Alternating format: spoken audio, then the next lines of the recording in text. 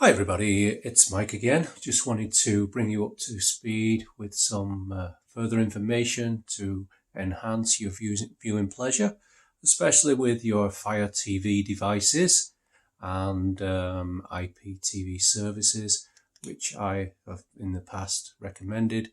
The Smarters IPTV app for many reasons, and I still recommend that app if you can use it on your device. It will work on Mac or iOS. It will also work on Android and Fire TV devices and some smart TVs. So it does most platforms, and I think that the format and the interface works really well. It's very user-friendly, and it gives you a visual of what you're used to looking at with your regular kind of TV services. So I'm just going to move on to the update. So to enhance some of your viewing and to help stop some of that spooling you may have experienced, again from your remote on your Fire TV device, press the home button, and then that will bring you to this menu. Up the top left is the word home, and you select left, and that will bring you to this search. What I'm going to say, so we can move along with the rest of the video, is to install this first, and that will be the VLC player. So once you've typed in VL or VLC, you'll see it below, and you select down, select the VLC player app. It shows you the app. Select it again. It says you own it, download it, again by pressing the center button you're selecting, and it will install. Once it's installed, we don't need to do anything with it right now.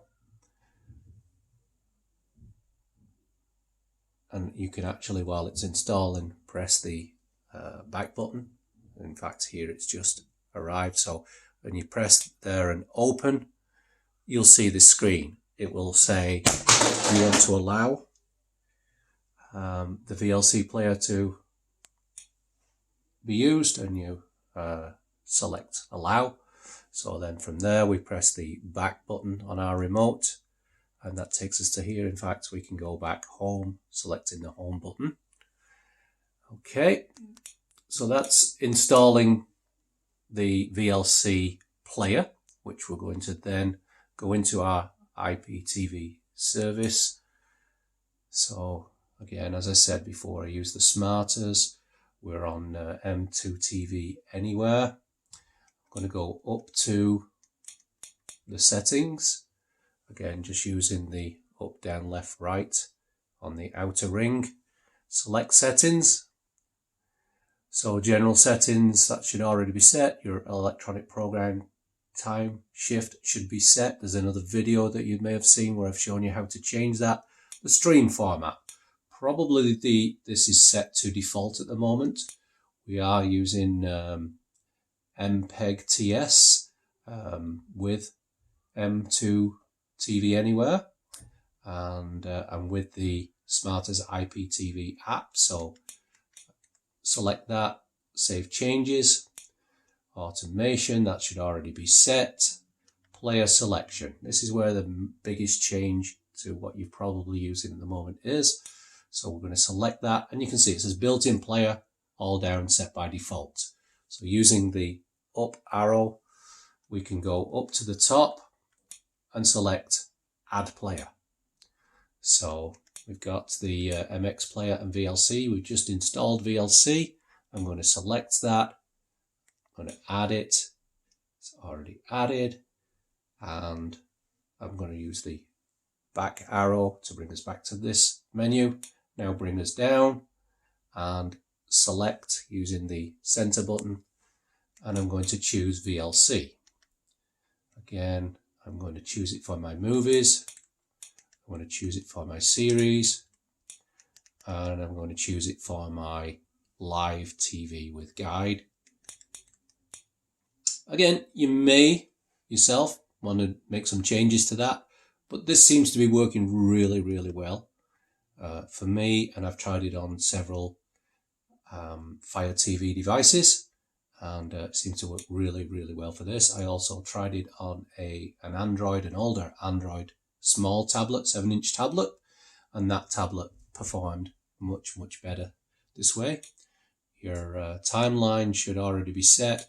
If you have parental controls, again, you saw my other video about this, or if you didn't, by all means choose that video.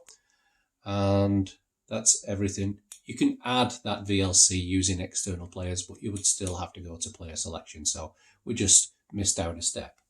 So again, we go using the back arrow and use down and come across and press your live TV, and you're back to your selections. Now you may find that going between that previous screen and this screen was a little bit slower, and you may find that when you go into one of these categories that the spool up process for the preview is a little bit slower.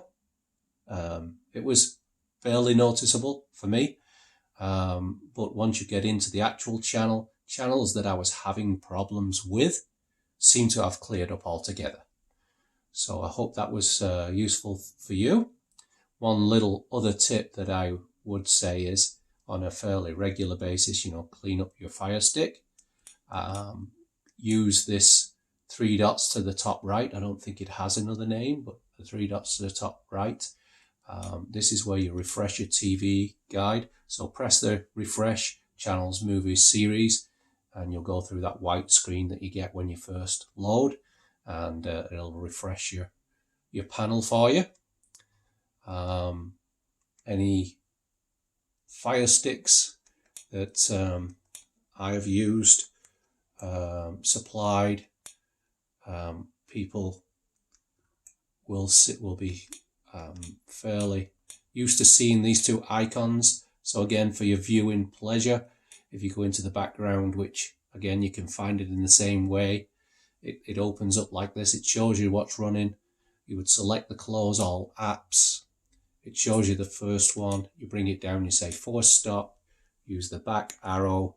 It will show you the second one, and so on and so forth. Now you may have to press the close all apps 3 or 4 times, depending on how many apps you've actually got open. I think it clears about 5 at a time. The other thing that I do use is the Dang By, which basically is a cache cleaner and works really, really well with the Fire Stick. So I'm at 89%. Once I open it, I just say start. It cleans it all up, and away it goes. And you got, everything's all nice and clear. You can actually use the network test in this one to see how fast your network is working. So that's just a little tip on cleaning things up before you get into your channels and sit down to watch your TV. Just do that periodically. Hope that was of use to you, and you can always subscribe down below. Press the little like. It makes a big difference to me if you would. And if you have any questions, you can always reach out to support at M2TVanywhere.xyz. You have a great day.